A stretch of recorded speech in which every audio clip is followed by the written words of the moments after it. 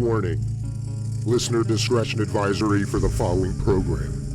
It contains explicit language, controversial takes, and tangents that'll make your head spin. All opinions expressed are just that, opinions, and belong solely to those who speak them. This is... What an excellent day for an August. You'd like that? Are you fucking nuts?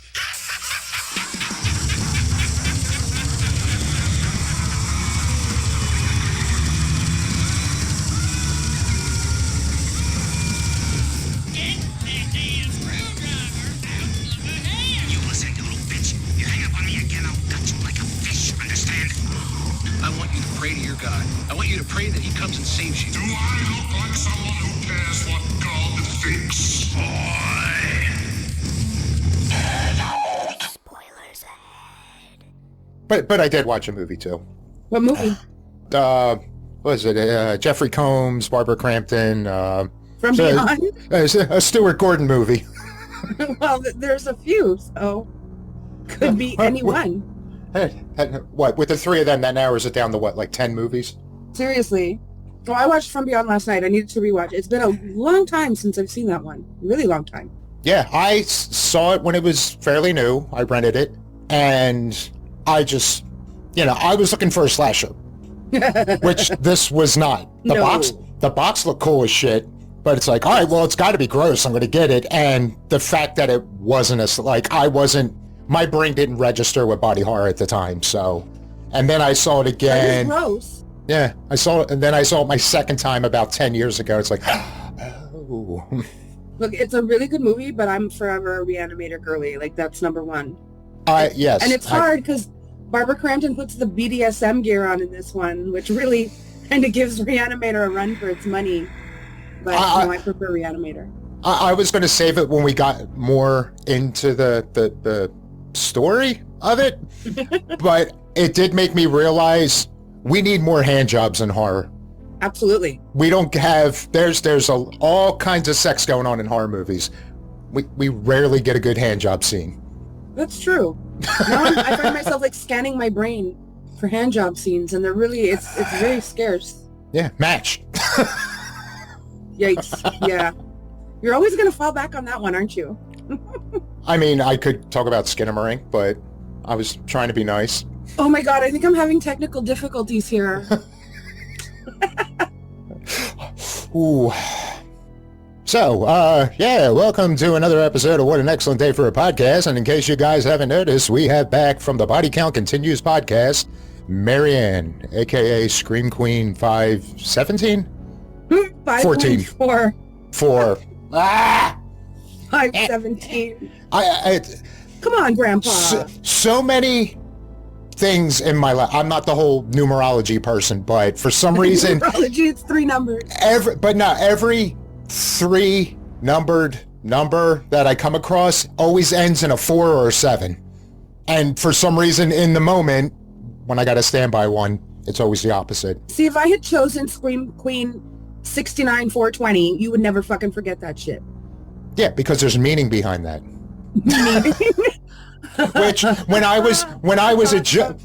was adjusting my volume here right before hitting record, I couldn't decide if I wanted to do 6.7 or 6.9, so I compromised and went to 68%.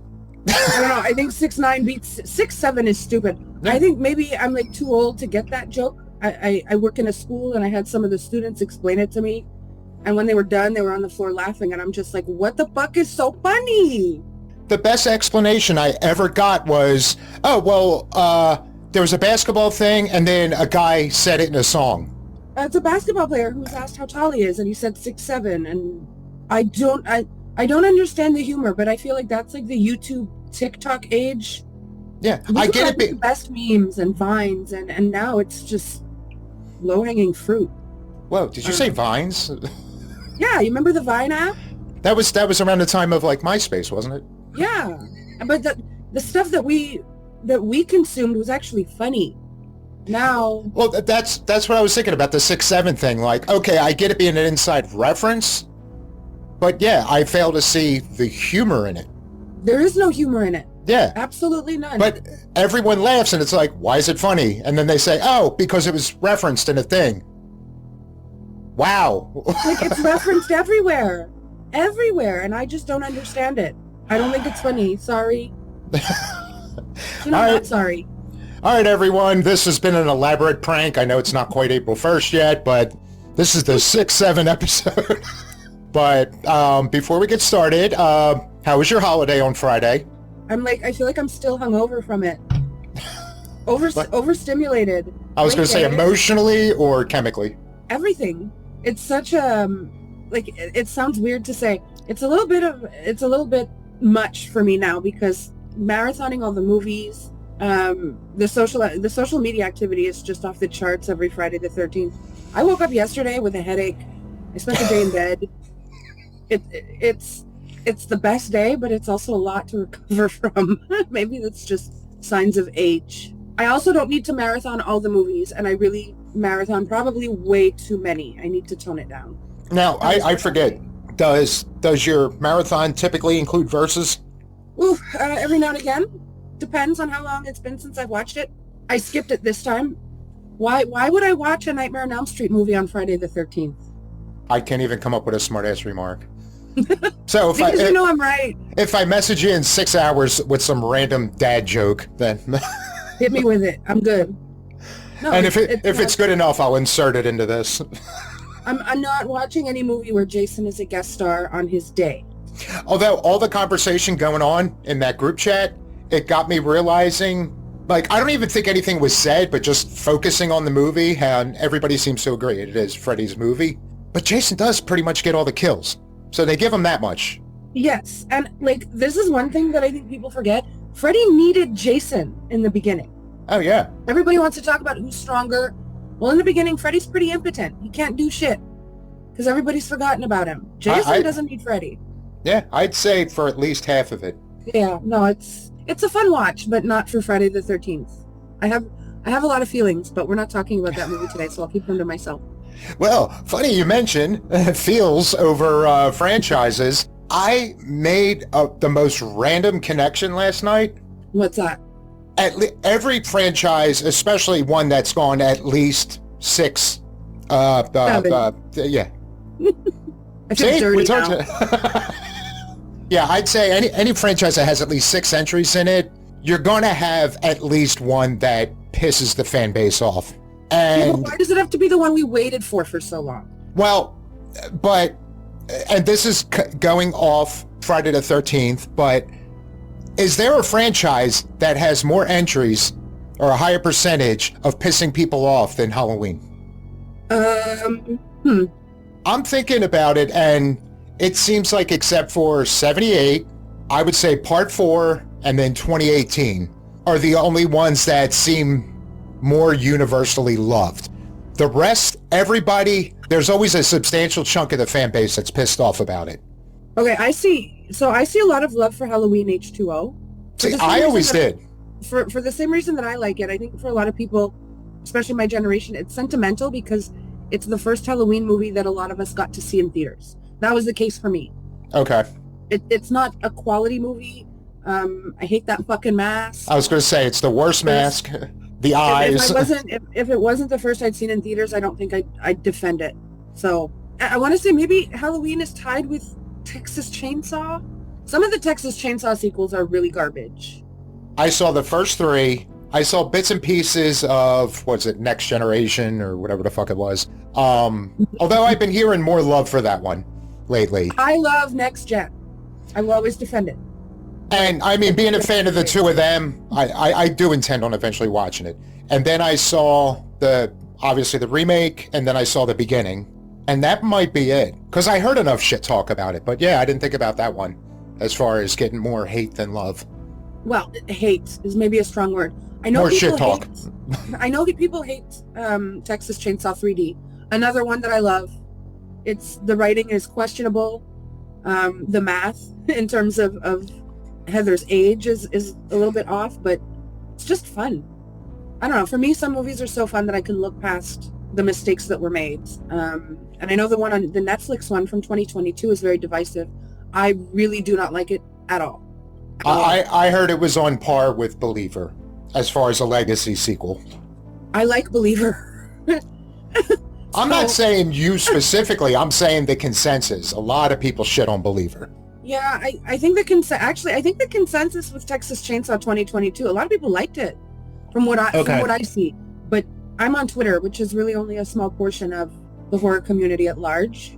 I don't know. Yeah. I liked the end when he finally when he killed that girl, took her head off, and she was in the car. Took that fucker right off. Yeah. Leatherface, 2017, garbage movie. I've said it before, Friday the 13th is the most consistent, and I'll keep saying it. Because I feel like it has the most hits, and all the other franchises have way more misses. See, I don't even think Nightmare had that many. Like Freddy's Dead, which I may or may not bring up a little later. Freddy's Dead, out of all of them, I would say is the one that completely shit the bed. Dream Child? Back and forth, depending on my mood. And the rest of them, I love, or at least am good with. I don't hate any Freddy movies, really. It's not my favorite franchise, but the two that I rewatch the most often are Dream Warriors and New Nightmare. Okay. For me, 1, 3, and New Nightmare are the standouts. Everything else kind of falls into the category of varying degrees of bad. Okay. But my appreciation for 2 is growing quite a bit. I used to hate it, and I'm starting to like it. Yeah, I always liked it. I think it's just because of how dark it was. Like they kind of made him creepier than the original one. I'm not saying I liked it more, but I watched the shit out of that. And it wasn't until like my late 20s that I realized how much people were shitting on it. And I didn't even focus on, like I knew something was weird, but I didn't even pick up on like the gay thing, despite how obvious it is. Like I said, it came off like, all right, that dance is weird, but fuck it. I figured, well, Jesse's like the shy but cool kid. So I wanted to learn how to dance like that. I practiced those moves.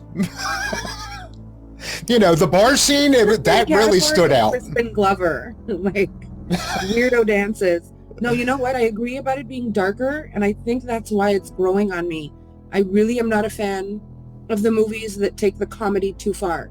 It's the same feeling I have about Child's Play. Mm-hmm. I don't mind horror comedy, but when you lean too much into the comedy, I'm going to lose interest. Like, I need some tension.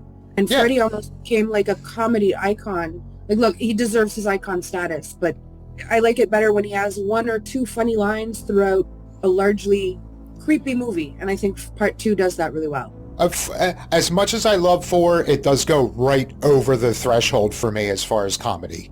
I think 3 hit that sweet spot of being playful. Another one that's growing on me, the dog pissing and bringing him. Wait, no, is that 4? Yeah. Okay. That's when Kincaid's dog Jason brings Freddy back. Ooh, there's a crossover. I get. This is terrible. Maybe I shouldn't admit this, but I get 4 and 5 mixed up. 5 is the one that's directed by Rachel Talalay, right? That's 6, or Freddy's Dead. Yeah. So 4 and 6 are the 2. 4 is 4 is Renny Harlin. 5 is fuck. But yeah, he was going for more of the goth feel of it all. You know what? Renny Harlin did a great job. Yeah. That was why I had a little bit of hope when he was attached to remake The Strangers. I was like, okay. And then he shit the bed spectacularly 3 times in a row. Yeah, he's another one of those like very hit or miss. When he makes a good movie, he makes a fucking great movie. Or as you said, he completely shits the bed. He makes better action movies. I mean, Ford Fairlane, fucking priceless. Yeah. You never saw Ford Fairlane? No. The Dice movie? I have seen Die Hard too. That's my favorite Renny Harlin. You gotta watch The Adventures of Ford Fairlane. Okay, I will add that to my Kari Wer's in it. Watch list. Kari Wer from, even though you don't like the franchise, from Hellraiser Deader is one of the stars in Ford Fairlane. Okay. But like I was saying, like with Halloween, like it seems like if you love the franchise, you're gonna love the original. The second one, I remember hearing a lot of shit talk, just the fact that they brought in the sibling element. I really don't like part 2. I really if they would like it. If they would have shut that down at those 2 movies, I think it would have been perfect. Well, that's what Carpenter wanted to do. That's why he blew up Loomis and Michael. Yeah. And again, that was like that H2O, and despite a majority of people hating it, ends like the only 3 perfect endings of that franchise. Okay, I'll give you that. They gave it, all 3 of those had a definitive end to Michael. But yeah, so I remember 2 getting its share of hatred. 3 obviously had its moment of everyone shitting on it. And then yeah, 4 seemed to be somewhat universally loved. 5, I heard a lot of people hate that they retconned the possibility of Jamie taking over. 6, just the fact that they shit on Jamie and Danielle across the board. A lot of people hated that one. H2O, I think, was lukewarm for the most part, but I think the mask pissed a lot of people off, or the masks pissed a lot of people off. Resurrection seems to be, to me, that falls in the so bad it's good. Thank you. But but it is forever the bottom of my rankings of the franchise. But it's entertaining. Okay. It's not so bad that fuck that movie, I'll never watch it again. Wait, is it below Rob Zombie in your ranking? I like zombies movies. Oh no, you're one of those. The horse thing does piss me off, but there were a lot of elements to it that I did like. Okay, that's fair. And as far as the first one, I 100% agree. Like, Loomis gave you everything you needed in the original movie. He is the personification of evil. So that backstory is not needed. But if I shut my brain off that, all right, I'm not watching this epic Halloween movie, I'm fine with it. I can find entertainment in that first half. And then it's just a redneck remake of the original. So, like I said, I do enjoy that. But I like Rob Zombie stuff typically. I like Rob Zombie when he does original stuff. Like the Firefly trilogy, I love. His IP stuff, a little less. Halloween, I agree with the backstory. He's trying to make us sympathize with Michael. What he doesn't realize is we already sympathize with Michael. I don't need to know that his mother's a stripper and his stepfather is beating the shit out of him. Like, I don't care. And part 2, what he did to Loomis in part 2, making him this money-hungry kind of douchebag, for me is unforgivable, because that's not what the character's about. And then the horse shit and bringing his wife back. Like, okay, I am not one of these people who doesn't like that he casts her, but in part 2 it was like, how can I use my wife? And the answer is you don't, because she's dead. It's completely unnecessary. And the whole point of putting her in it is so everyone can see her, so I can't even make her a different character where she's under heavy prosthetics. Exactly. She should, if he wanted to bring her back across 2 movies, he should have cast her as anyone else. Made her Michael. Put her on stilts. Michael and assless chaps. I would have, preferred that movie. Oh wait, yeah, I forgot that's part of the contract. Her ass has to be in everything. So yeah, no, I would have been on board with that. But yeah, I'm not. Even though Tyler's cool as shit, but I would have been fine with him getting replaced in that context. All right. Resurrection, I agree. It's a terrible movie, but I have fun with it. Yeah. I don't know. The Mask is awful, and Kung Fu Busta is just so ridiculous, but oh yeah, I enjoy it. For the Thorn trilogy, I don't need part 5 and 6. Part 4 is one of my favorites. It's got these peak fall Halloween vibes. 5 makes the unforgivable mistake of killing off Rachel and giving us Tina. And like you said, abandoning the storyline that we ended 4 with, where Jamie kills her mother. Just that retcon drives me completely insane. And which is funny because it doesn't seem to piss, myself included, pisses many people off when they did that to Tommy. That one seems to be more forgiven. Yeah, I agree. But maybe it's just because Danielle Harris was so fucking good. Like, maybe people almost needed that to happen. Whereas... Don't tease it if you're not going to go there. Yeah. They did it in New Beginning with Tommy, and I think a lot of people, myself included, look, I love Jason. I'm very curious where they would have gone with that. Like, somebody needs to tell me. Somebody at Paramount needs to call me up and explain where that was going to go. Well, I'm actually curious. Fucking Steinman. That's what happened. And then part 6, I just don't recognize, which is such a shame. I love Paul Rudd, but when Paul Rudd can't save your movie, you're in trouble. Which is another thought I had about the franchise. I don't know if it was a money thing or what was happening. They should have brought Paul Rudd in the kills. You think? Yeah, I think they did. I mean, maybe it's because he still looks like a child. He still looks like a child, and he doesn't look like Tommy even another 20 years down the road. Maybe. I don't know. You could have said you GH'd him. There's a way. Where there's a will, there's a way. They should have also brought Danielle Harris back, I think, for the new trilogy. There's a lot of fumbles, but it is what it is. But after 6, didn't she basically tell them to fuck off anyway? I'm trying to remember. I mean, yeah. Like, I know it got ugly. She came back for Zombie. But that's Zombie. That's not Mufasa or whatever. Mustafar. Dude, Mustafa Akkad, and he's dead. Damn it! I had a good remark right on the tip of my tongue, and it's probably best that you keep that to yourself. No, it's Mustafa Akkad, but he's dead. His son Malik is in charge now. Yeah. And you have so many stories of creative differences, and you see a lot of actors that kind of seem to move past that and go back to the series that start. I don't know if we can say Halloween started her career, but it definitely helped. Oh yeah. Oh. Because again, I think 4 is one of the only sequels that people love. Yeah. Pretty much across the board. I don't think I've ever heard anybody complain about 4, other than, but they even call it out. You know, I shot up 6 times. So they even reference in the movie, like, this shouldn't be possible. But again, it worked. Yeah, it does. I don't know. It was just something that popped into my head, and I had to get that off my chest. But that's all right. And then, like I said, 2018, most people seem to like that one, and then the shit talking began again for Kills and Ends. So it seems like more people were pissed off by Halloween entries than any other franchise. It's possible. I don't know. I honestly, I try not to focus on what people hate. Yeah. I try not to focus on what I hate. I'd rather talk about the things I enjoy. And what do you enjoy? Do you like some nice, gooey 80s body horror? Absolutely. Yes, I pulled off a segue. Those are the best movies. Although, I realized when we talked about getting into sleazy, especially 80s horror, we're not doing very bloody movies. They're just wet and gooey and sticky movies.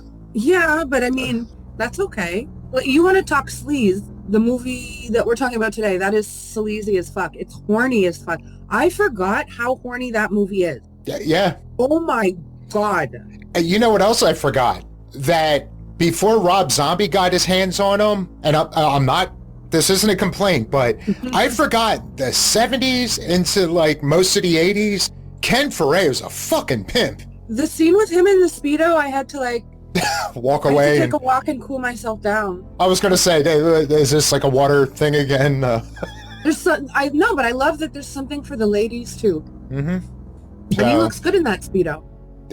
Yeah. I mean, I'm guessing the water was pretty chilly in there, but yeah. Hey, I wouldn't throw him out of bed. Me neither.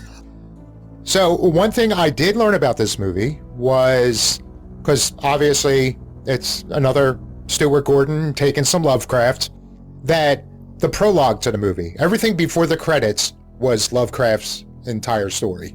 Yeah. So, yeah. Again, not being a reader, I never really looked into that. Just like, all right, if it's based on Lovecraft, I'm giving it a shot. But I had no idea that pretty much that whole movie was a fabrication inspired by that prologue. So that was pretty fucking cool. See, I'm gonna tell on myself a little bit here. I haven't read any of Lovecraft's stuff. I'm not a huge fan. Honestly, even the movies, there are exceptions, and this is one of them, and Reanimator is one of them, but usually it's not really my vibe.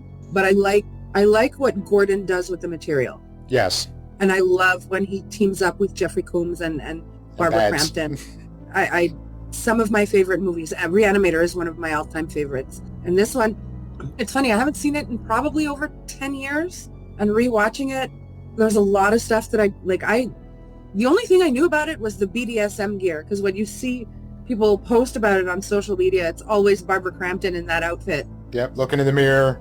So I had no recollection of anything besides that. And it was so fun to watch it again. I felt almost like I was watching it for the first time. I forgot about the little penis-looking worm thing that sticks out of all their foreheads. Very phallic, very... I love the way Gordon thinks. Yeah. I heard somebody else talking about them, or talking about the movie, and was just... Actually, they were doing a dual review of Reanimator in this, and was saying, like, it sucks that Gordon isn't still around because I want to find out how much sexual repression he had in the 80s. I'm going to say a lot. Because, yeah, he goes dark with a lot of that shit. Yeah. Well, I don't find From Beyond very dark, not like Reanimator.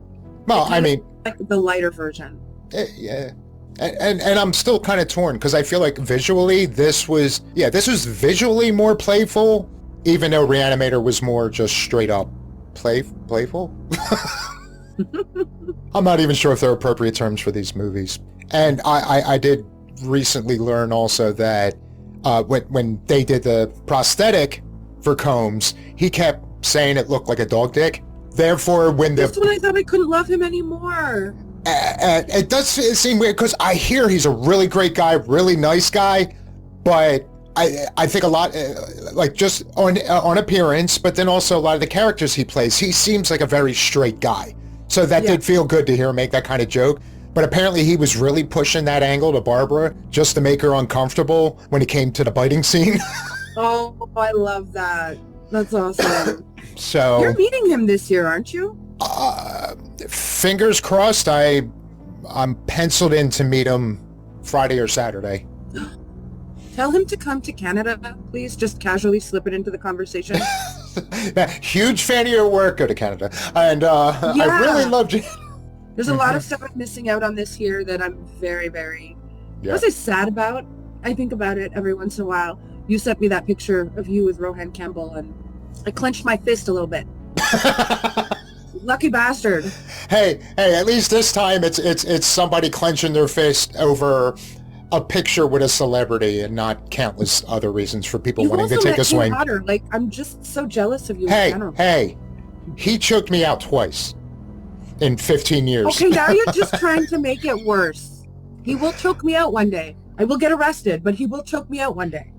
And I was upset because it was in line waiting to meet him that second time that I learned that for legal reasons he had to stop with the choking, and that was part of the reason wanting to meet him, because it's like he hasn't choked me in 15 years. Like But he chokes people now?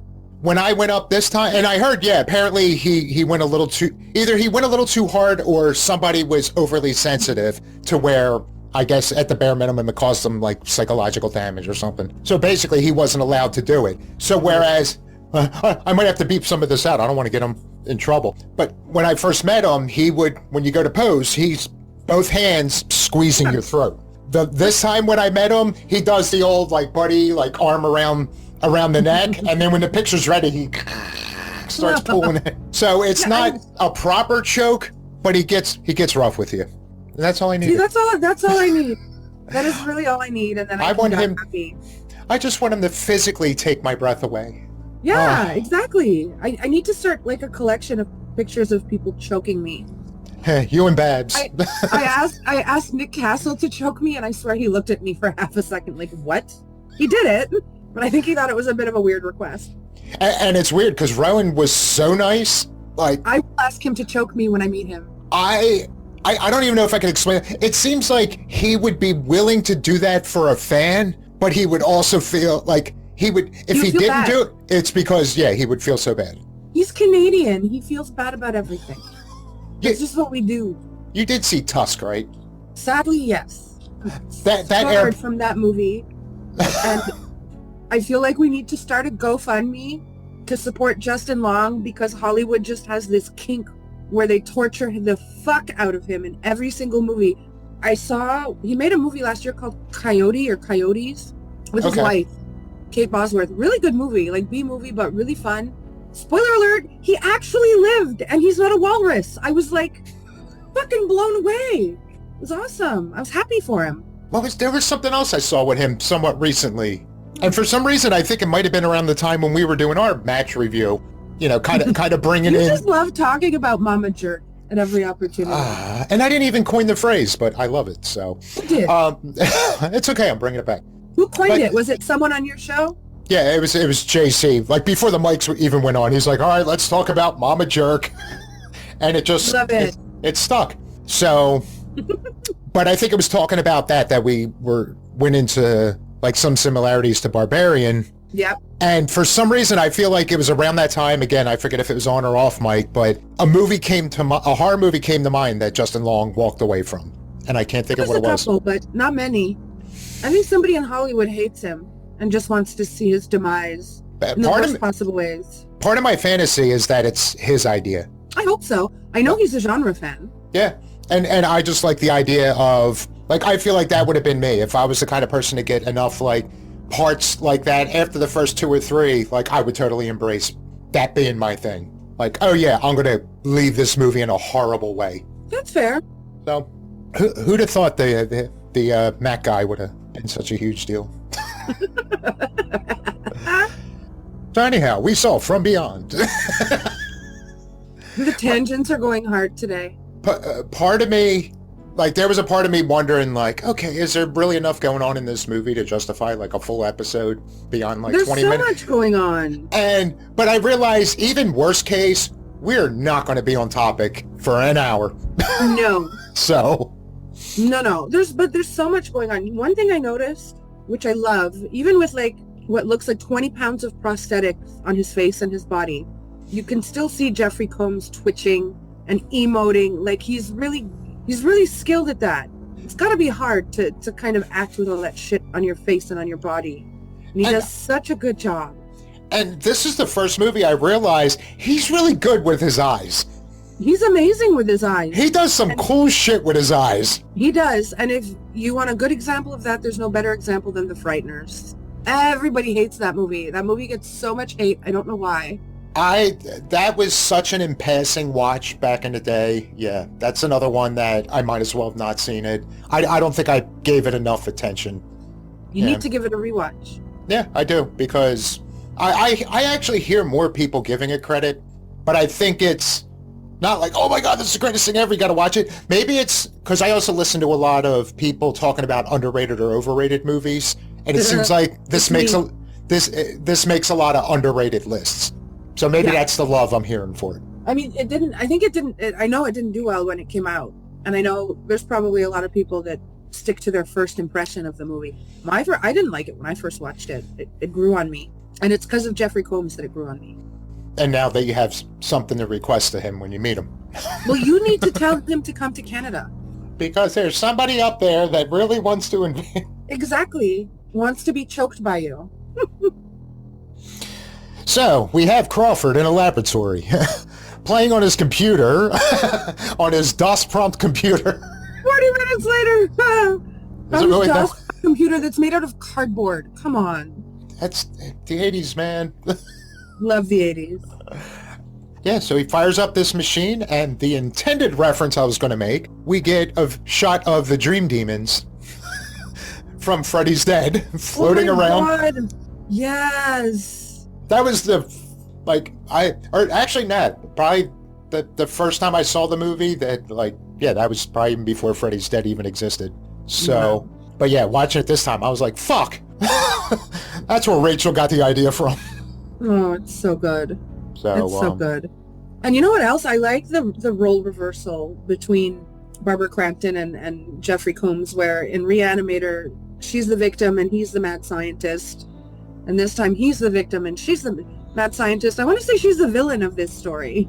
I mean that in a complimentary way. She poked the bear one too many times. Yep.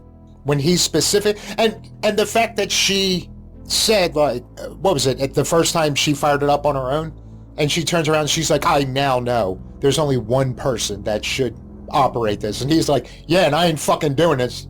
Okay, well, I'll do it anyway. Yep. Like, she flat out says she learned her lesson.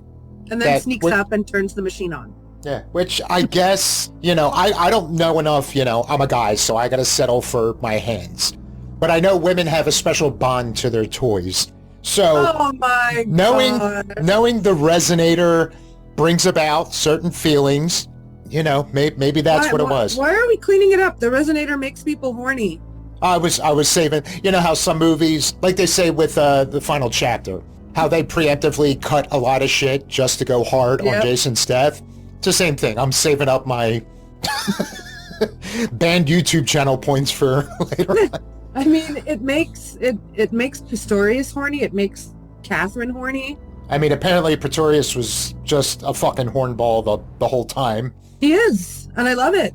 And I love her putting on her bondage gear, and she's fully ready to fucking mount bald Jeffrey Combs. Fuck, man. He looks like a mix between an alien and a baby, and she just wants to ride the shit out of him. I love it. I respect it. I mean, I don't blame her, but... Me neither. this was the first time I noticed. There were a few, I think it was like when there was that perfect angle / lighting, I was like, holy shit, it's RoboCop. Oh my God. He had a little bit of a RoboCop look about him. Now, I'm assuming it was the graboid that sucked off his hair. Like that was like a physical thing that he went bald. Yeah. So I'm assuming, oh, no, wait, he got pretty far in. So, I mean, you think all hair was gone at that point? Because manscaping wasn't a thing in the 80s, so. He looked pretty hairless, like his head, chest. I think all of his hair was gone. All right. And love that. I have a feeling this whole conversation on this movie is just going to be that scene, because why the fuck not? It's such a good scene. And I can't even say a first. This might qualify as an only, not only fans. Is this the forget the genre? Is this the only movie where a woman takes a little sample of smegma? Ew.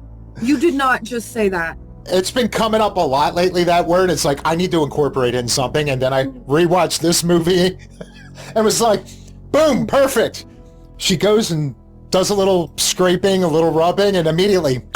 I'm going to vomit in my mouth a little bit, I think. Because even if he was freshly showered, we don't know what the fuck was going on in that basement there. So he may have had an infection or some bacterial buildup at that. But apparently whatever it was got her going enough that she needed to mount up. You're ruining Jeffrey Combs for me a little bit. Can we slow down? Oh my God, no. There's no smegma. He didn't do it. It was the resonator. Boys are so weird. Why do you talk about the weirdest fucking thing? Smegma. Well, I'm if the goal is to be one of the biggest horror podcasts, on the internet, I'm not going to do it through my intelligence. You want to be the podcast associated with smegma? I can go with that. Actually, Danny brought it up in one of our earlier episodes, and we all kind of ran with it in the moment. We didn't get grossed out like you did. But again, you're guys. The threshold is different when you're a guy. And I don't even remember what it was, but for some reason that word just started randomly popping up in my interwebs feed. And it's like, I missed that. He thinks you Google searched it. No. No? No, I didn't. Which... If you say so. All right, another tangent. I actually... Oh my God. I learned about that word and what it was at a game night at Danny's house playing Cards Against Humanity, and it was his sister that picked up the card that had smegma on it. You didn't know what that word meant? We had far more blunt and dirtier words to use for things. Okay, let's not get into that. All right. And this is like 10, 15 years ago.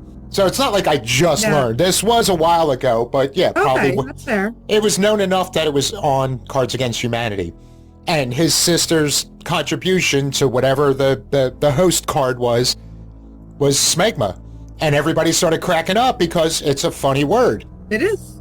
And she was like, I don't even know what it means. It just sounded funny. So we Urban Dictionary'd it, and on this, and I'm like, yeah. And it was just like, actually, no, I just know it's a funny word, and I could probably piece together what it means through context, but I want to hear the official Urban Dictionary definition, and I was close. The definition was more detailed than just dick cheese. We don't need to go into that here. I believe you. Because Barbara went into it enough. I have a friend who is obsessed with Urban Dictionary and sending me random descriptions of things that make me want to throw up in my own mouth. Yeah, I'm not a fan of Urban Dictionary. That is a traumatizing ass website. Oh, along the lines of don't hate the player, hate the game. It's kind of don't shoot the messenger for these terms actually existing. I will shoot the messenger when I am happy living my life in ignorance and bliss, and then I find out I can't even remember half of them because I pushed them out of my mind, but like immediate repressed memory. There's so many that he would just send me just a screenshot of the description with a weird name. Like I don't even remember the names, but no, I was much happier before I knew what some of these things were. Most of them are just disgusting sex acts that I'm sure 99% of people don't even do. Of the ones I've seen. I want to say everybody has their price. Oh, yeah. No, I'm not saying I'm above that. I'm at a point in my life I can be bought. That's why I don't understand. You get those memes. If somebody offered you $1,000 because you're ugly, would you take it? And I would always respond, my ugliness is worth way more than that. $1,000 That's a good feels... answer. Somebody's willing to pay you for an objective truth. But it's like, no, I'm not selling that cheap. No. I'm going to be this whether or not you give me the money, so let's really make this, That's like the perfect response. I like that. Because, yeah, fuck it. Kind of like, would you live in a cabin in the woods for 3 months for $50 million? I'm like, do I have to leave after 3 months? I would do it for free. You're going to give me my dream home, all expenses paid, and a fucking cash bonus? Yeah, but there's like usually a catch, like no internet when you see those things. If I got a cabin in the woods the rest of my life and all of my needs are met as far as survival, well, fuck the outside world. All right, that's fair. I kind of feel the same way, so I get it. Yeah. So we start off with Pretorius being obsessed with this machine. Gave him a little tingle in places that we later find out may have had trouble tingling. Yeah, that was such a weird scene. And the back and forth, where it's like, you can't even make love. And then he goes, well, you can show me. And then he starts chasing him. It's so weird. I would have loved to see that tutorial on film. I'm just going to put that out there. I mean, if Bubba didn't fucking cock block, we probably could have gotten a little show there. And it would have been inside her, so we wouldn't have necessarily seen the cheese. Or some... Okay. Okay. That is not part of Crawford. It's from the fucking graboid sewer in the basement. Yeah. Oh my God. Something that really pissed me off this time around, probably because I have lesser tolerance than I did years ago for people, but that fucking Karen bitch. The neighbor? In the beginning of the movie. To the point where even fucking Bunny was like, I'm done with this bitch, and threw himself out the window. I was scared for the dog. I saw the dog run in, and like I said, it had been, at least 10 years since I've seen it. So I was like, oh my God, no, the dog. Please, the dog needs to be okay. But Bunny went full Gordon. Yeah. But no, I agree with you. He was probably just trying to get away from this human. She's a bit of a nightmare. Yeah. And then just when he went out there, it was just like, ooh, there's something going on in this house. And it was probably the best he ever ate. This bitch is probably feeding him like fucking budget cat food or something. Beefarino. But yeah, for some reason that just hit me harder this time. It's like somebody need, and the fact that she lives, they couldn't just. That's true, because you see her again at the end. Yeah, I mean, unless. It would have been funny if Barbara Crampton had landed on her. Yeah, I mean, it would have been a gag, but totally a satisfying one. Isn't the whole movie a gag though? Yeah. Especially at some parts more than others, but yeah, that would have been a nice thing if she was just being nosy again, hanging out, just as she fucking fires herself out the window and... Now listen, you know the movie's a gag when the lead actor is referring to the pineal gland as a baby dog dick, or as a dog dick. I believe he just said dog dick. I mean, I heard this it's secondhand, so I didn't hear his exact thing, but I will ask him. I was staring at it like you can't not look at it. And at one point it looks like a worm, and then it just gets more and more phallic. And then yeah, when Jeffrey Combs' little worm starts eating people's faces, I mean, I love it. The effects are just some of the best practical effects I've ever seen. And didn't Beekler do this? Did he do the movie? No, I thought he at the very least had a hand in the effects for this one. Oh. I could be wrong, but I thought I heard that. Now I'm curious. Possible. But yeah, how do you pronounce it? I always hear John Carl Beekler. Beekler. Okay. Yeah. Because there's a lot of names I hear one way and then find out I'm wrong. Oh my God, you're right. It's Beekler. Okay. I love that. I love that. He's so good when it comes to effect. And a lot of people talk about Savini and Nicotero and Winston, and I feel like Beekler's name gets lost in that conversation far too often. And I mean, I'm kind of guilty as well, because until the New Blood, I honestly don't even know if I heard of him before that. And then it was like, oh wait, the guy that directed this also does makeup effects. It was like, fuck, I need to start paying attention. Yep, amazing job. And I do actually hear a handful of people shit on his effects work because, why didn't he showcase it in the New Blood? Okay, I need names. I need you to give me names of these people who are saying this. I'm talking. I will go and shout my explanation an inch away from their fucking faces. Are they joking right now? I'm talking in all the history of the internet. Listen. Less than a half dozen people I've heard mention like, well, if they had an effects guy on there, why does it have like the worst kills or the worst looking kills? The movie was completely fucking torn apart by the MPAA. Fuck these people. I'm not defending. Again, you're getting mad at the messenger here. New Blood was one of the goriest, at that time, the goriest entry in the franchise before it got edited down. Anybody who asks that question, I can't take them seriously. Are you like, what? I'm not gonna lie though. It still stings a little that you shot down my promo idea. What's that? What promo? Which did you like better, Martyrs or New Blood? Martyrs. New Blood. Always New Blood. I was the asshole in this though. I mean, it ends on such a down note. I mean, that's what life is. All New Blood had was a soggy father. At least I watched New Blood. At least I watched Martyrs finally. Her soggy father is the fault of Barbara Sachs. Fuck Barbara Sachs. Buchler did some amazing makeup on her dad, and that's something else from part 7 that's lost forever, because she decided in her great wisdom that he should not be mutated. He should just be a little bit dirty. He turned out to be barely dirty. He had maybe a leaf on him? Yeah, well, his face was a little bit dirty. But what I liked about Buchler's design, I've seen a few pictures, is it has kind of like a Gillman vibe to it. Creature from the Black Lagoon, which makes perfect sense. Now I want to rewatch to see if he had the webbed fingers. Well, no, but like his face, what they did with his face, it definitely made me think of the creature. So, I mean, he was underwater for a decade? Yeah. So it would make sense. He's got a little dirt on him. Yeah. It's okay.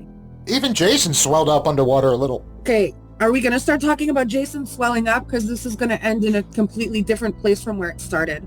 After so many times of being, in all that moisture, he just got thicker and harder and became more aggressive with his hands. Be right back. I'm just going to take a cold shower real quick. Holy fuck! All right, never mind.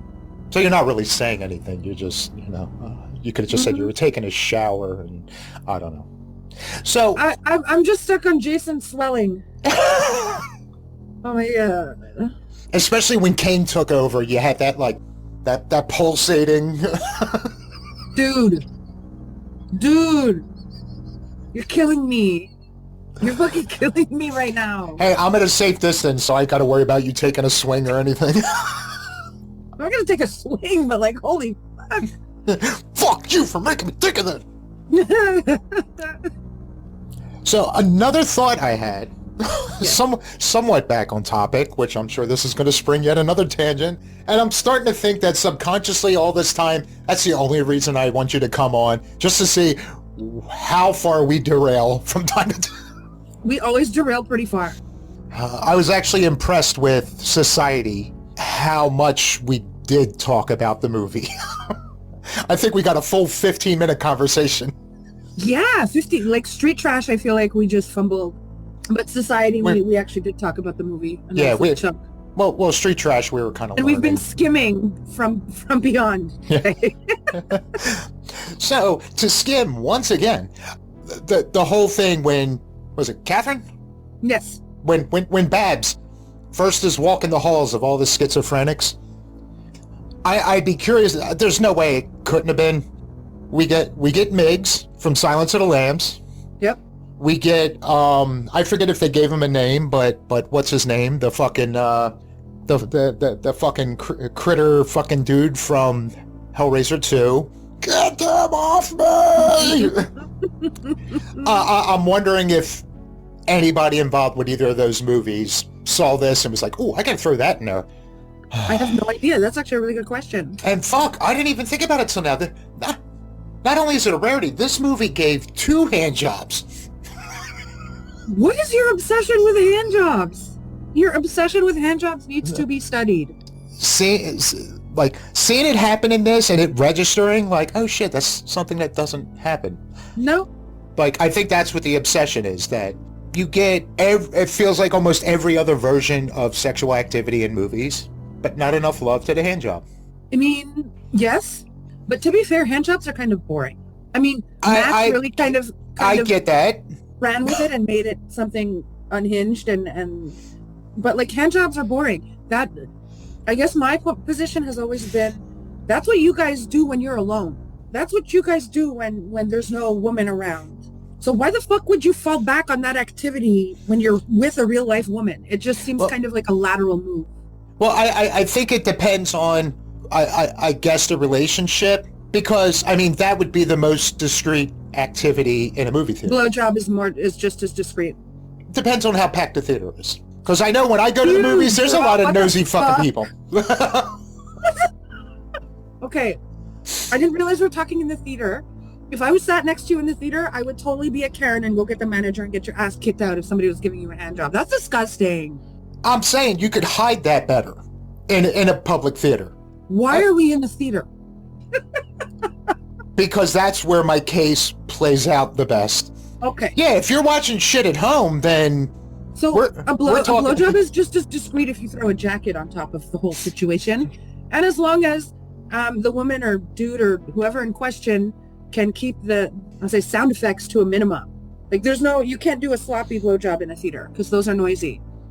Unless you time it in the beginning when everybody's opening their fucking candy and making the locust sound while fucking obnoxiously eating their popcorn. Okay, good point. See, I can find loopholes to make that work too. I'm just saying if you want the easiest way to go about that. But you're right. We don't talk about handjobs enough, and there aren't enough handjob depictions in movies. And we get two in this movie. But like I said, I feel like it's a solo activity. Of the two in this movie, who had the cleaner dick? Jeffrey Combs is always going to be the answer. Doesn't matter what the question is. I'm not going to test that theory. And how awesome would that have been to go for the hat trick? Because, I'm cultured. I know Canadian stuff. That when Bubba comes walking in and be like, hey, I told you to get changed, while she's all fucking like looking into his eyes if he just fucking reached down. I'm not going to lie, in that scene, like I would have folded. She's trying to seduce him. She's trying to distract him, and he's struggling, but he's staying strong. I would have folded. He's painfully professional. Yes. And where did that get him? Dead. See? She should have let him whack around his cock and balls a little bit. Right? I'm not going to disagree with you. So, I would have liked to see an orgy, kind of like Society style, but without the actual butt fate. Yeah. I guess it wouldn't be an orgy, it would just be a three-way, because there's only three of them, but yeah.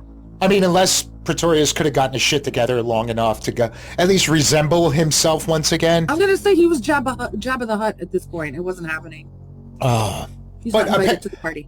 But apparently he already, because didn't he say he like once he transcended or whatever the fuck he was calling it, like when he first showed up as himself, didn't he say that was more or less just a costume? Like at that point there was none of him left, so... Yeah, I think he does, but... And then when he peels the face back, so he could have done that long enough. He could have, but no, I'm sorry, he's like gooey and oozing, and nobody wants that. Just like Combs was under the sheet. Yeah, but it's Jeffrey Combs. There's a different set of rules for him, at least as far as I'm concerned. I wouldn't have touched Pretorius with somebody else's vagina. And again, if the rumors are true, it sounds like it didn't touch many vaginas. He just violated a lot of women in other ways. Yeah. Ugh. Let's see what other disgusting notes I might have gotten here. All right, we got Migs. Look at the blood. Apparently I felt the need to make a note of, so when Catherine first comes in and she's talking about how she doesn't like schizophrenics being locked up, I don't know, she had a level of passion in her eyes. It's like almost she had a schizophrenic fetish. She had a schizophrenic father. Yeah, but the way she said it, it felt like, cause, I mean, come on. Daddy issues lead to some weird shit. Well, obviously. Listen, part of me feels like when she's in her BDSM gear, we're supposed to believe that she's, for lack of a better term, possessed by the resonator, or she's under its spell. I kind of feel like those are just her own repressed feeling. Oh yeah. That the machine just brings to the forefront. Yeah, I mean it's everybody a sexual deviant. This movie is awesome. Yeah, it's drunk logic. It's like, I don't know what I was doing. I was drunk. No, when you're drunk, that's typically when the truth comes out. And this was the same thing. And even Bubba called her out. She's being a fucking junkie with this machine. She is. I mean, she encourages them to go to sleep, and she promises them she won't use it, and then the second they're asleep, she goes up and she turns it on. I mean, it's probably what my roommate hears at night. Dude, you got to get some pink LEDs that just... Oh my God, yes. For when it's playtime, and then you fucking... that. And you just get that pink glow underneath the door. Or just get like a 1 foot... You said pink glow underneath the door, and I'm sold. I'm completely sold. Even if you get... again, I'll go back to it. Get a half-meter LED strip and put it right by the bottom of the door. Yes. I love that idea. Love it. It's so good. As George Carlin said back in the day, I got a lot of great ideas. Problem is, most of them suck. And for some reason, that makes sense. I got a lot of shitty ideas, but they're actually good ideas. Oh, yeah. I like the, you got your typical 80s cop in the beginning. Yep. Stupid cop. Like, I realize that even as a kid and into my teens, as annoying as I found that, now it's just charming how bad it is. But I find it annoying. But I don't know. It just seems so ridiculous now. But where he's just like, I got a body in a house with no head, and the mayor's up my ass on this one. Like, textbook. Every cop in every 80s movie had some variation of that exact line. Yeah, you're right. But just that added touch of, I got a body with no head. There's some shit on that body that even the fucking coroner can't identify. And the mayor's gonna have my badge over. Like, it's goo. Like, Ken Foray was definitely a fresh breath representing cops in this. Yes, I agree. He wasn't stupid. Wow. He wasn't stupid until he saw the leather gear, and then his brain kind of slowly turned to mush. Yeah, and, yeah. But we forgive him for that. And what about when they first do the experiment together? Sorry, I'm a scumbag. So they do it. Now you have the Deemed Dreamins from Freddy's dad, but now you get the Deemed Dreamins? Yeah. Dream Demon. The worm things that gave Freddy his power. Yes. According to one movie. But yeah, those things. I know, I'm not going to cut it. I'm a fucking idiot. So not only do you get that, but now you get some jellyfish. And again, this is the first time it crossed my mind. Listen. How awesome would it have been when he got bit that Babs, in the name of science, decided to remedy the sting on his arm. The old school way. Come on. I don't even... That's a disgusting notion that people have piss fetishes like that. But for some reason in this case, I think I could have let... Especially if she decided to do it later while she was in her alternate getup and was just like, yo, your arm's starting to get infected. I should fix that. But it's not a jellyfish sting. Sure it was. It was an interdimensional jellyfish that bit him. Interdimensional jellyfish. I mean, I don't know. I don't know. I don't think they would have showed somebody getting pissed on in this movie.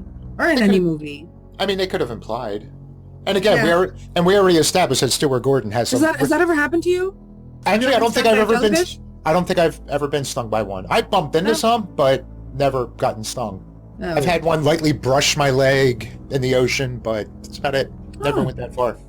Lucky you. I get stung by bees and wasps all the time, but... Yeah, but nobody pisses on your fucking bee stings and your wasp stings. Well, come on down to Jersey. We'll show you how we do it. Oh, I'm good.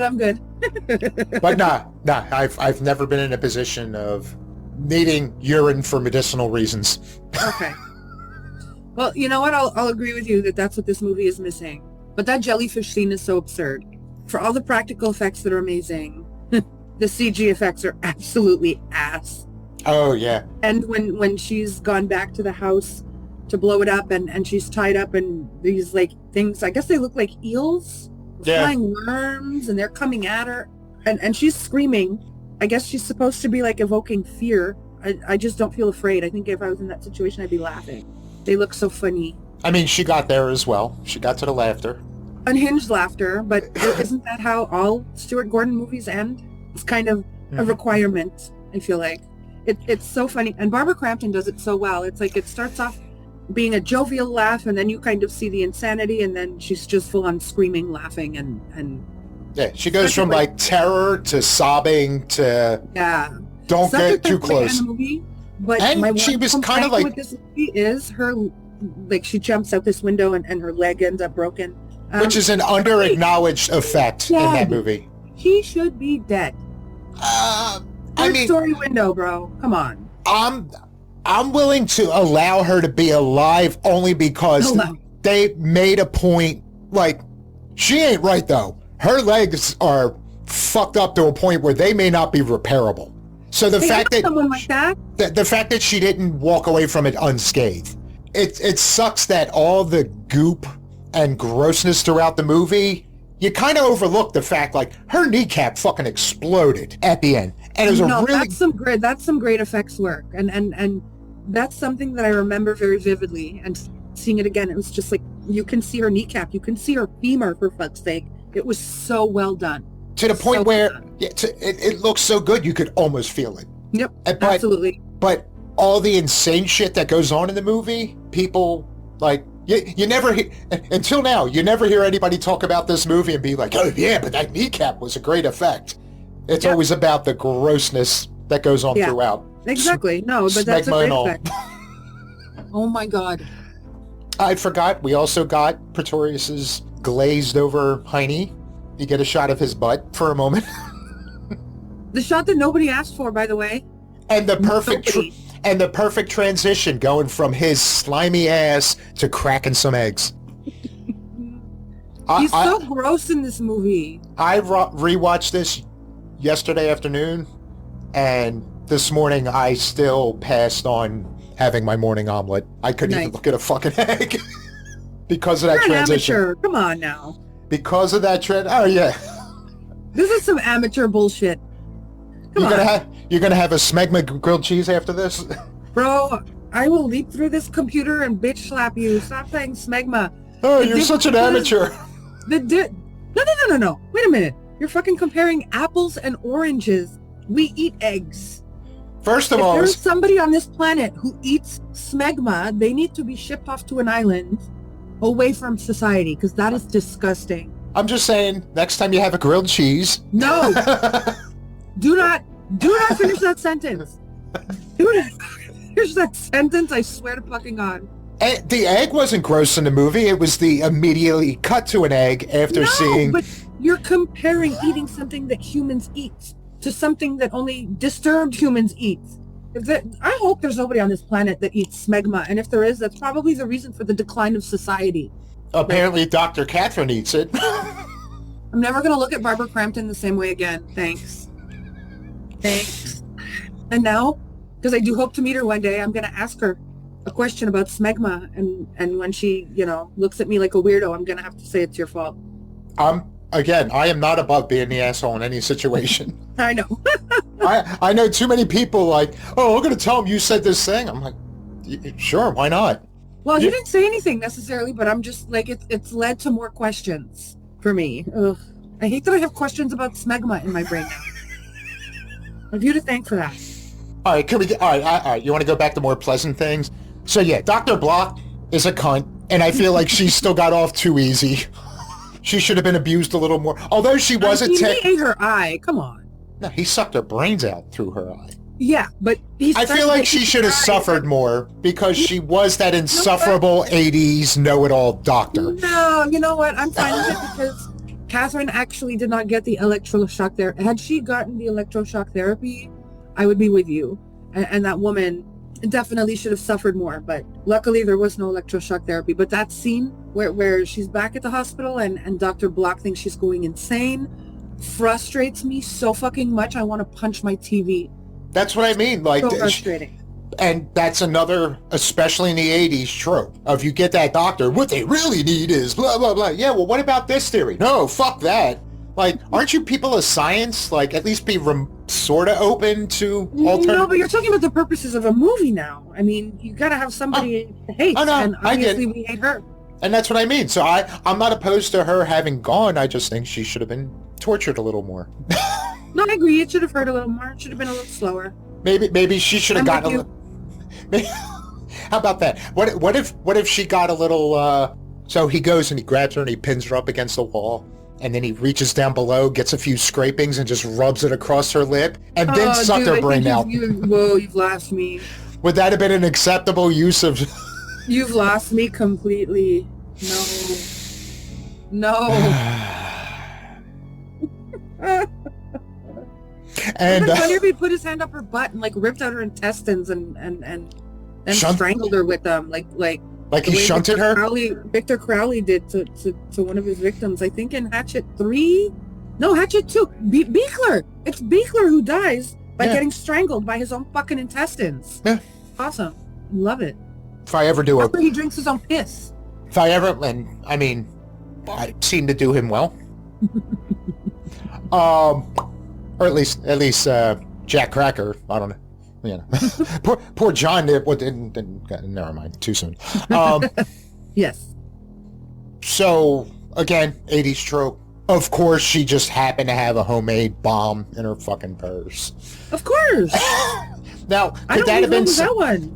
I mean, I'm assuming we're supposed to believe maybe she threw it together with some equipment from the ambulance. Like, is that what they were going for? She's a woman of science. Do not question it. She carries bomb components in her purse. Who knows? I'm not taking issue with it. To me, that's a staple in 80s. Everyone has either just a random explosive device or just guns that not every person owns. They just happen to have one at the right time. And I love that part of the 80s. No, I love it too. For me, it was a perfect ending. Obviously, the only thing that could have made it better was Crawford not dying, but... And again, and that final, I guess, battle between Crawford and Pretentious there. Pretorius. I can't even say that. Dean Dreamin'. I can't even fuck up the same. Demon. I know. I was trying to fuck it up on purpose, and now I'm having difficulty. I can't channel the stupidity I had 5 minutes ago. But yeah, mental stupidity. But that final battle between the two of them, I mean, going back to your reference, there's some borderline shunting going on between the two of them. No, there is. I mean, at one point it looks like Pretorius is giving birth to Crawford, and Crawford is, telling Cass. I think at this point Crawford knows that it's over for him, so he's telling Catherine to run, and then Pretorius swallows him up again, and then that's the last we see of Crawford. You get that epic Evil Dead shot. Because then it just ends up being limbs, arms, and it looks. I mean, I know they're kind of. It's supposed to be a mutation, but it looks like the two of them are fucking each other. I don't know. Very horny movie. I respect it. Yep. Love it. But, I guess they just amalgamate, and then she sets off her bomb. And now, what was the better house explosion? Bringing it back to this one? This or New Blood? New Blood. And you know what? New Blood is more impressive because after they shot that scene... They had to slow it down. Most of their film was melted because of the extreme heat, and they had only a few frames. So I give it to New Blood because what they did with those few frames, like you wouldn't know it when you watch the movie that they had nothing to work with. Yeah. You wouldn't know that they lost most of their footage. They really do make it look good. Yeah, I was going to say, wasn't that, I think it was on Crystal Lake Memories when they mentioned that, like they were so limited and the blast happened so quickly, they actually had to put it down to like half speed or something. Just to make it look like more than a flash. Exactly. And on the day when, they melted all of their film, they were so heartbroken because they thought that everything was lost. They blew up this house for nothing because you only get one shot to blow up a house. I think Eminem said that one time. So they thought for sure that they wouldn't have any usable footage. So what they did pull out, given all the hardships they experienced, to me, I find it impressive. Yeah. So yeah, New Blood. And I told you this before, anytime you want to do a this or that, if Jason or Friday the 13th is involved, it's always going to win. I just figured if I throw enough shit at the wall, I'm waiting for that one fucking so random of a comparison that even though you'll probably go with Jason anyway, that I'll get you to have that hiccup. Give that quarter second of thought before you blurt out, it's always going to be Jason. You gotta pick something that rivals him though. There's a lot of scenes from other movies that I really, really love. You just gotta land on the right one. Oh fuck. I guess it would be the responsible thing. What would you rate From Beyond? I give it 3.5 out of 5 stars. I really enjoy it, but Reanimator is my favorite of the Stuart Gordon, Barbara Crampton, Jeffrey Combs era. I think Reanimator. Yeah, I think that might have been where I got pregnant, is when I acquired the anniversary 4K release of Reanimator, and immediately I really gotta just start rewatching all things Combs.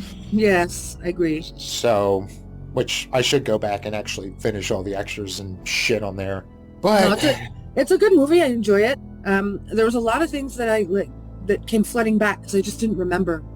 It's a fun watch. It's a fun movie, but I prefer the more serious tone of Reanimator, and I prefer watching Jeffrey Combs as a villain. He does such a good job at that. Which is kind of weird because he kind of wasn't a villain. He was unhinged. He was definitely tunnel visioned, but at the end, he's the villain of Reanimator. Come on. I mean, I'm in a colloquial sense, I'm willing to accept that, but it's like he was just so passionate about his creation, he just lost sight of the real world. I mean, what you're describing is a villain. That's pretty much what you can say about every Bond villain ever. So passionate, lost sight of. And I understand the maybe irony of from Infinity War. I 100% was Team Thanos. Yeah, 100%. As soon as he stated his case, I'm like, I think half is kind of undershooting. I was Team Thanos too. But I would agree. I'd probably land about a 3.5 for this out of 5. Yeah, I enjoy it. Good movie. But yes, there are better collaborations of that group that I enjoy more. Yeah, 100%. And upon a recent rewatch, Castle Freak is not one of those better ones. So I haven't seen that. Ever? I have to. No. It's again, Gordon Combs. Don't tell me anything about it. No, I'm just saying it came out last night when I was watching From Beyond with a friend, and he brought it up, and I was like, no, never seen Castle Freak, and I think I offended him. So I need to get on that. I need to watch that. It's another one I saw when it was brand new. I kind of forgot about it until I came up with a positive pregnancy test, and it was like, oh fuck, I really should go back and watch that. And you should. I mean, I would need to watch it. No, I did. I would not advise against watching it, but I found it kind of underwhelming. Listen, nothing in the world is going to dethrone Reanimator for me. Nothing. So, I'll watch all these other movies and I'll enjoy them, but it's not like I'm watching them. Like you said, this one kind of falls into the category of doesn't reach the levels of. I'm never surprised when that happens because Reanimator is just. I would say the only thing Castle Freak has over Reanimator is there's a consensual cunnilingus scene. You had my interest, but now you have my attention. Other than that, it's a very inferior movie, in my opinion. That's fine. So I like inferior movies. I like bad movies. I like all movies. So yeah. I'm going to check that one out. Yeah, like I said, I won't tell you not to watch it, but really taking it in this time, I found it somewhat underwhelming. Yeah. All right. Well, thanks for coming along. I just realized I got to edit this shit show. This 3-hour-long shit show. Which is that where we are? Where are we on time? Just under 3 hours. Okay, so I'm guessing the final edit it'd probably be about 80 minutes. the way I've been going lately, but thanks for coming back on. Is there anything out there you want to plug? Thank you for having me. Always want to plug my podcast, The Body Count Continues, with my bestie, Evil Scream. I prefer Evil Scream, even though he hates that. But wait, but wasn't that his thing? His name is Evil Scream, but I call him Evil Scream, and he hates that. Oh, okay. I missed because that. I like to troll him, but yeah. No, definitely check out The Body Count Continues on Spotify, Amazon, YouTube, pretty much everywhere. And thank you for having me back. Yeah, always a pleasure. Yeah, if I'm ever looking to go completely off the rails, I know who to call. I have a few people that are willing to come on and collaborate in different ways, but obviously this isn't a bash. But yes, again, if I ever just want to go off the rails and no real need to keep focused, you're my girl. That's the ADHD demon in me. And the 80s and HD. I don't know. There's some connection there. And I know sometimes, I mean, you guys are definitely more focused on your show, so hopefully for the time being, this got enough out of your system that you guys... Yes, absolutely it did. Always does. Even though that's not my favorite... I love Sleaze. Not my favorite part of your show, but it's definitely one of the things that spikes it. When shows are too formal and too consistently on topic, I don't know. Boring. It becomes NPR. Like, I like that human element of going off topic. Just we were too human this time. Yes, I agree. So, yes, thank you once again. And thank you. And do you care to spoil what I guess at the time of this release, what tomorrow's release is going to be? Or would you rather... Yeah. So this week's episode is about Final Destination. OG movie or the franchise? The OG, not... Yeah, okay. The OG movie, which we're actually about to record today. So because I'm thinking, is she going to be able to... Is she all tangenting out? Not at all. For next week's recording, and then not realizing you're going right into the recording booth after this, so... I'm not tangented out. I have a few good tangents left in me. Okay, well, if it is toned down a little bit, tell your man I said you're welcome, and and he's gonna love that. Now with this new knowledge, yes, I'm gonna let you go for realsies. You guys have fun, and yes, we shall talk again. We shall. Peace out. Peace out. Oh, I'm sorry. Were you looking for more? Well, make sure to come back next week for part 2. The supplemental footage. Too hot for just one episode. No smegma added. Toodles. Broadcast completed.